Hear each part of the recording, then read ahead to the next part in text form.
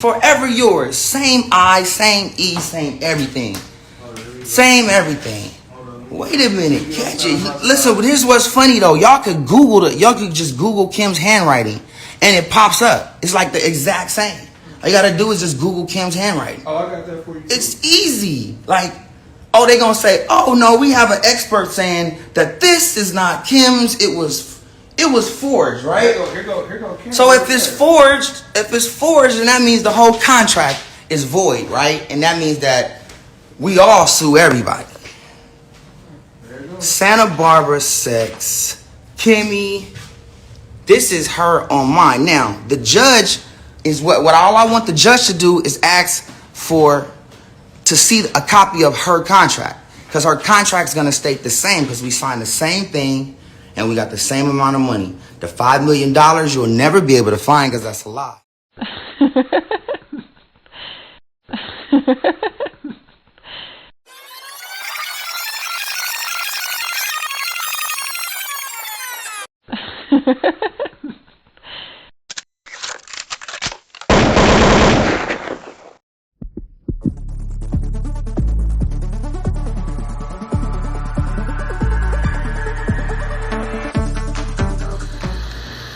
Killaya with you?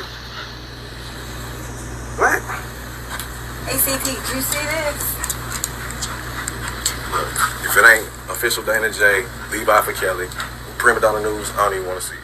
As we watch the last stages in this R. Kelly trial with closing arguments, let me remind you of some information that I put out long ago, and how the hypocrisy is what I began to speak on, and how a lot of people in the urban communities participated in the same type of activities Kim K perhaps participated in Hollywood. However, if you have a certain complexion, you're not going to get that same celebrity status that other individuals get. At the same time, let's look at this scenario when it comes to Kim Kardashian and Lisa Van Allen.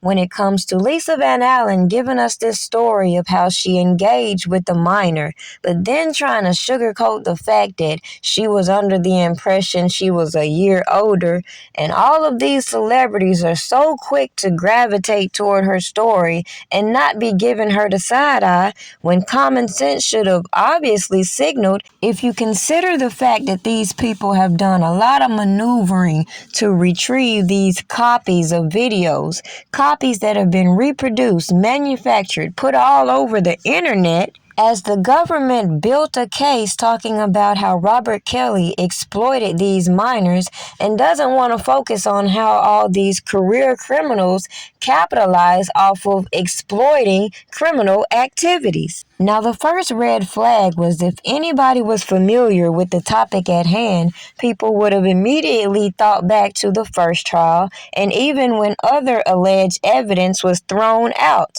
With that being said, when you have janky-ass people like Michael Avenatti coming out declaring that these tapes that he has become in possession of are new, which anybody should have processed. Lisa Van Allen coming out saying, I took this tape that I was on. Her janky ass fiance coming out saying, I made sure she wasn't on the tape. Jim Derrel is coming out talking about Yul Brown was trying to extort him, and nobody is wanting to talk about those criminal activities before this janky ass obstruction allegation came to be.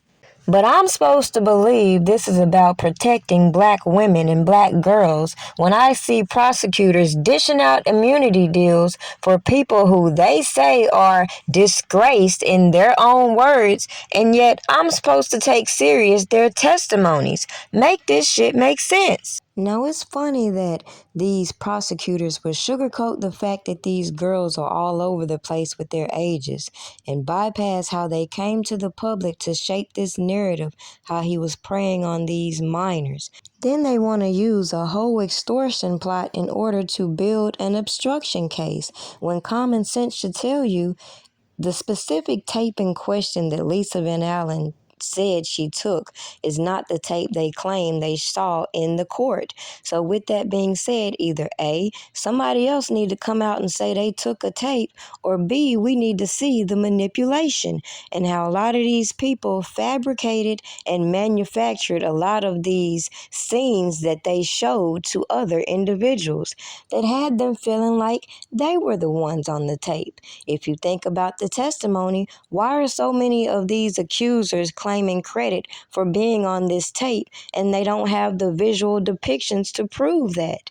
Oh, same reason why they didn't charge him with RAPE, because you have to have so many elements of evidence in order for specific charges. However, by using these janky ass people to corroborate these allegations, we're supposed to sit back and bypass their lack of credibility. Then I noticed some of the fanatics feeling some type of way listening to Derrel McDavid's shots at Robert Kelly. And y'all bypass how I put you up on game, how he was involved in a lot of janky business himself. Therefore, if you think he is a friend, there lies the confusion. And while you can't see, he's more focused on saving himself with his testimony than actually being neutral. So when he unveils all of this documentation, showing this extortion, showing the people behind it, confirming a lot of the information that I've gave you, put in your face over and over so you see how this whole setup originated, then it should be obvious why I second guessed a lot of the accusations as a whole. Prosecutors would like people with common sense to pick and choose from these testimonies of disgraceful individuals, ignore all of their motivating factors such as immunity deals, even though they're admitting to crimes, bypass they're not going to prosecute all these enablers they lied to the public telling they would, and consider, as I said from day one, none of this is about any of those accusers. And what's unfortunate is a lot of these people telling these stories, they didn't realize how they were being used and manipulated. Like, for example, how can a woman by the name of Montina Woods sue R. Kelly because of janky-ass people like Lisa Van Allen, Keith Muriel, and Chuck Freeman manipulate the storyline of this quote-unquote infamous tape? And then everybody with common sense gonna bypass passing it to Jim Derogatis, passing it to this person, letting this person see it, setting up all these meetings so that all these individuals can view this so-called child porn, which was the biggest red flag to me, especially if you can pull up somebody's lawsuit like Montina Woods. You clearly see age was not a factor in majority of these lawsuits. You watch these people try to manipulate that fact alone, and you're supposed to take serious the extortion we see unraveling with this whole infamous tape. The icing on the cake for me is knowing the fact that a person like Jim Derogatis could spend 20 plus years passing these stories all around, implicating himself in criminal activity, and then he can get a pass from all of his peers in the pursuit of a story. Meanwhile, people in similar situations, they're going to be pressured to cooperate and corroborate some of these allegations in order for them to skip away from being prosecuted, as these goofy people on the internet prove why I know this isn't about justice and or prosecuting everybody who they claim is exploiting children, is engaging with minors, and who should have got the same energy as Robert Kelly instead of being given the platform to act like they're newfound celebrities with the bullshit, okay? So in conclusion, to make this make sense as to how I feel about all of these people who advocate for Me Too, who advocate for pushing certain stories throughout Hollywood, who gave platforms to a lot of these individuals who really just wanted to be a part of a reality show, is what really gets me, especially when people want to act like they're advocating for rights, advocating to protect children, and you miss the whole point as to why a person like me had to do my due diligence in tracking down the origins of all of these stories I've heard on repeat. Especially when you hear the foundation to how these allegations originate, you see how these individuals who are supposed to be witnesses act. They think they could just tell us that a man is walking around with a bag of porno tapes like we're dumb, and nobody is going to challenge the bullshit. At the end of the day, when you tip over here to Ray J and Kris Kardashian's conflict right now, it should make sense why I couldn't even factor the age when I see parents coming out with these allegations. I know how people get down in this Hollywood type lifestyle, meaning they're willing to sacrifice so much for fame. A lot of these people are being exploited who come from impoverished backgrounds, but nobody wants to talk about that. We want to just put all this pressure on celebrities like Robert Kelly, twist the laws as though he's such an influential person that he has authority over these people stalking him, and then we're going to make him a predator and avoid all of this janky ass behavior. Make this shit make sense. I do believe in my heart that 1999 video that was done with R. Kelly and that little girl, I do believe that that little girl was underage. I do know for a fact that that was R. Kelly in that video.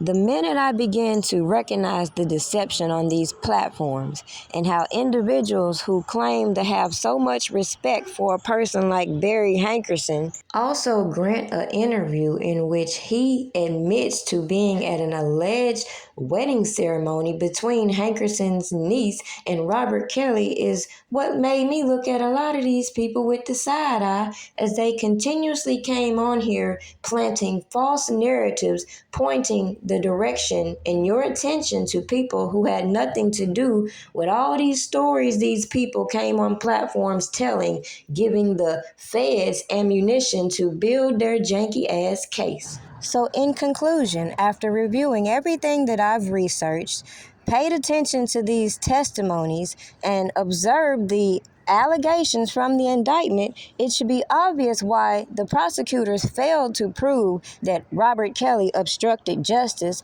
when your own witnesses get on here talking about this whole extortion plot at hand, which gives doubt to another tape unless they have another suspect, which gives more rise to questioning the credibility of this so-called video footage they have when you have multiple people thinking it was them on the tape, even though previous testimony from the 08 trial lets you know that they speculated this girl's age at 12 or 13. They came out continuously saying 14. Then she testifies to no physical interactions till 15. So how could she be on the tape? But instead of driving home the inconsistencies, people will continue to let people pick and choose what stories they want to believe from janky ass individuals after we have let all these key players who could have testified pass away, after all of this evidence has been mishandled, after all of these janky ass people have been caught up in scandal like Michael Avenatti. So if you can't see the reasonable doubt within that, I don't know what to tell you, considering you can still Google R. Kelly sex tape and see this alleged child porn everywhere. Make this shit make sense.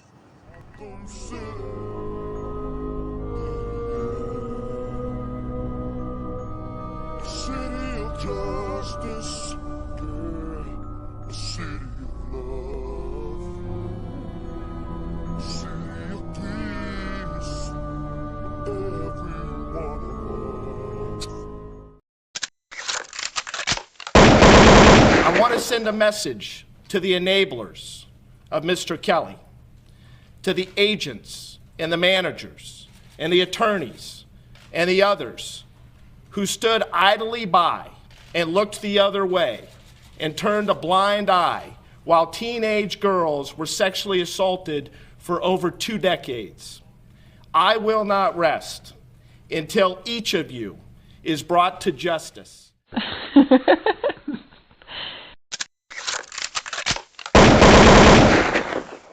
Witness after witness identify those on that now infamous sex tape as the alleged victim and R. Kelly. SEAL TV's Randy Bellasoma was in the courtroom today. Joins us now from 26 in California with more. Randy? Sean, today, for the first time, we heard testimony that identified those on the tape from someone other than a relative, a friend, or a parent of a friend of the alleged victim. We heard from a former employee of R. Kelly who said at first she did not want to believe that it was him. Lindsay Perryman worked for Robert Kelly on and off from 1999 to 2006, doing everything from cleaning floors to handling the defendant's personal business. She told the court that included driving the alleged victim in the now infamous sex tape to and from his Olympia Fields home. She also testified to often seeing the girl at Kelly's recording studio, sometimes carrying a pillow and an overnight bag. The image that I saw looks exactly like Mr. Kelly, Perryman said, then IDing the female on the tape, citing her facial features and her cheekbones. During cross-examination, defense attorney Mark Martin inquired about Perryman's purported master's degree from a recording conservatory in Arizona, a degree she said took only months to acquire.